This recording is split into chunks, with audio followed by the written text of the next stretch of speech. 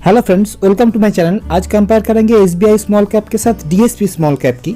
दोनों ही बेहतरीन fund small cap category के, दोनों का सेम बेंचमार्क है, फिर रिटर्न डिफरेंस है। उसको समझने के लिए हमें पोर्टफोलियो के अंदर जाना होगा, पोर्टफोलियो देखना होगा। क्या करेंगे स्टेप बाय स्टेप। पहले तो दोनों का बेंचमार्क सेम है, फिर भी रिटर्न डिफरेंस है। रिटर्न को चेक करेंगे, करके पोर्टफोलियो के अंदर ढूंढेंगे। पोर्टफोलियो देंगे दो एंगल से, एंड पोर्टफोलियो से जो डेटा निकलता है P PB and HD beta sharpe alpha, जिसको हम रिस्क रेशियो कहते हैं, इसको डिटेल में देखेंगे। अंत में ओवरलैपिंग इशू को भी एड्रेस करना चाहेंगे। तो पहले देख लेते हैं फंड वर्सेस फंड, फिर देखेंगे फंड वर्सेस उसका बेंचमार्क। देखते हैं SBI small cap versus DSP small cap. 1 year में अगर आप देखोगे तो डीएसपी बेटर परफॉर्म कर रहा है, 3 ईयर में एसबीआई बेटर परफॉर्म कर रहा है। 5 ईयर के चार्ट में देखो, पहले तो डीएसपी बेटर परफॉर्म कर रहा था, लेकिन बाद में एसबीआई का परफॉर्मेंस बेटर हुआ है।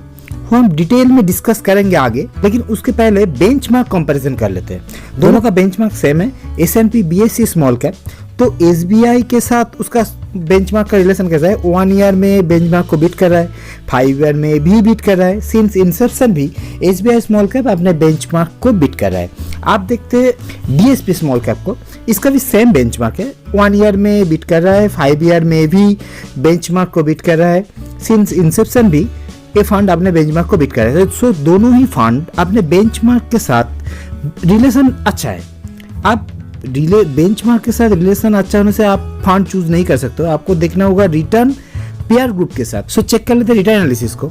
1 ईयर, 3 ईयर, 5 ईयर में अगर आप एसबीआई स्मॉल कैप के साथ उसका कैटेगरी को कंपेयर करोगे तो 1 ईयर में सिमिलर रिटर्न, 3 ईयर में एसबीआई स्मॉल कैप अपने कैटेगरी को बीट कर रहा है, 5 ईयर में भी बीट कर रहा है। आप देखते हैं डीएसपी स्मॉल कैप के साथ कैटेगरी, तो 1 ईयर में क्लियरली बीट कर रहा है, लेकिन 3 एंड 5 ईयर में प्रॉब्लम है। सो कैटेगरी रिटर्न के साथ कंपैरिजन में एसबीआई एक बेटर डेटा दिखा रहा है, लेकिन small cap sector as a whole बहुत रिस्की सेक्टर होता है। सो इधर रिटर्न मेनली डिपेंड करता है स्टॉक सिलेक्शन के ऊपर। जैसे कि आप जानते हो स्मॉल कैप में 250 स्टॉक आता है एंड फंड मैनेजर को चूज करना होता है। लेकिन आप जब ओवरलैपिंग डेटा देखोगे तब आपको ये आइडिया और भी क्लियर हो जाए। मिनिमम ओवरलैपिंग होता है स्मॉल कैप फंड के बीच, वो हम डिटेल में देखेंगे, लेकिन उससे पहले कुछ जनरल इन्फॉर्मेशन ले लेते हैं। अगर आप एयूएम देखोगे, एसेट अंडर मैनेजमेंट, दोनों ही फंड सिमिलर साइज का है। आर श्रीनिवासन जी मैनेज करते हैं एसबीआई स्मॉल कैप को, एंड डीएसपी को मैनेज करते हैं विनीत सांबे के साथ रेशम जैन।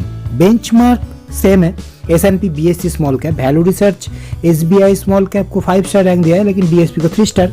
क्रिसिल ने एसबीआई को 4 स्टार रैंक दिया है, लेकिन डीएसपी को 3 स्टार। एक्सपेंसेस दोनों का सिमिलर है, लेकिन टर्नओवर एसबीआई स्मॉल कैप का थोड़ा ज्यादा है। स्मॉल कैप फंड का नेचर है high turnover and high expenses. फिर भी डीएसपी का टर्नओवर रेशियो कम है, लेकिन टर्नओवर करके दोनों फंड कैसा पोर्टफोलियो बनाए वो देखने के लिए आपको देखना होगा पोर्टफोलियो कंस्ट्रक्शन। सो देखते हैं नंबर ऑफ स्टॉक के हिसाब से कौन सा फंड कैसा पोजीशन ले रहा है। अगर आप देखोगे कैटेगरी से कम स्टॉक लेके एसबीआई स्मॉल कैप चल रहा है, लेकिन ज्यादा सिमिलर काइंड ऑफ स्टॉक लेके डीएसपी चल रहा है। तो एसबीआई थोड़ा कॉन्सेंट्रेटेड एंड डीएसपी थोड़ा डाइवर्सिफाइड। टॉप 5 अगर देखोगे तो कैटेगरी के कंपैरिजन में दोनों ही फंड कॉन्सेंट्रेशन ज्यादा दिखा रहा है। टॉप 10 में भी वही सिग्नल आप पाओगे। अब एसबीआई वर्सेस डीएसपी अगर आप कंपेयर करोगे तो एसबीआई ज्यादा कॉन्सेंट्रेटेड है, नंबर ऑफ स्टॉक के हिसाब से भी एंड टॉप 5 टॉप 10 के होल्डिंग के हिसाब से भी। फिर भी अगर आप पीईपी चेक करोगे तो एसबीआई का पीईपी भी हाई है। सो दोनों ही फंड कॉन्सेंट्रेटेड पोर्टफोलियो अप्रोच लेके चल रहा है। एसबीआई जहां कॉन्सेंट्रेट किया है उधर वैल्यूएशन हाई है, इसलिए इसका पीईपी भी हाई है। डीएसपी का कॉन्सेंट्रेशन जो एरिया है उधर पीईपी भी कम है, वैल्यूएशन लो है। तो कौन सा फंड कहाँ कॉन्सेंट्रेट किया है वो देखने के लिए आपको पोर्टफोलियो के दूसरे एंगल से पोर्टफोलियो को देखना होगा। लेकिन उसके पहले रिस्क रेशियो को एक बार चेक कर लेते हैं। मीन जिसको कहते हैं एवरेज रिटर्न, कैटेगरी से दोनों ही फंड एवरेज रिटर्न ज्यादा डिलीवर कर रहा है। कंपैरेटिवली एसबीआई बेटर है। एचडी बीटा जो वोलेटिलिटी इंडिकेटर है, जिधर एचडी बीटा ज्यादा होगा फंड ज्यादा वोलेटाइल होगा, मार्केट उठने के साथ ज्यादा उठेगा, गिरेगा भी ज्यादा। तो कैटेगरी के कंपैरिजन में डीएसपी ज्यादा वोलेटाइल है। एसबीआई डीएसपी के कंपैरिजन में भी डीएसपी ज्यादा वोलेटाइल। इन्वेस्टर का मानना है अगर आपको रिटर्न सेम आ रहा है, मीन आपको सेम आ रहा है, तो आप लोअर वोलेटिलिटी आपको चूज करना चाहिए। तो लोअर इज बेटर होता है। इधर शार्प और अल्फा को देखते हैं, इधर हायर इज बेटर होता है। शार्प कहता है आपका फंड रिटर्न जनरेट करने के लिए कितना रिस्क ले रहा है। कैटेगरी को तो छोड़ दो, कैटेगरी नेगेटिव वैल्यू में है, डीएसपी भी नेगेटिव वैल्यू में है। एसबीआई कंपैरेटिवली बेटर है। अल्फा क्या कहता है? अल्फा कहता है अगर आपका बेंचमार्क जीरो रिटर्न देगा, अगर स्मॉल कैप इंडेक्स आपको रिटर्न नहीं डिलीवर कर सकेगा तो आप कितना रिटर्न जनरेट कर सकोगे। सो इधर एसबीआई बेटर है। वन इंटरेस्टिंग ऑब्जर्वेशन देखो, एचडी बीटा ज्यादा है डीएसपी का, लेकिन मीन उसका कम है। इन्वेस्टर ज्यादा वोलेटिलिटी तभी लेगा जब उसको ज्यादा मीन मिलेगा, लेकिन एसबीआई आपको लोअर वोलेटिलिटी के साथ हायर मीन डिलीवर कर रहा है। वो इंटरेस्टिंग थिंग है। आप पोर्टफोलियो को दूसरे एंगल से देखना चाहूंगा large cap, mid cap, small cap में कौन सा फंड कैसे एलोकेट किया है। अगर आप देखोगे कैटेगरी के कंपैरिजन में दोनों ही फंड लार्ज कैप कम लेके रखा है, लार्ज कैप लिया ही नहीं। इसका मतलब है एक एग्रेसिव स्टंट ले रहा है।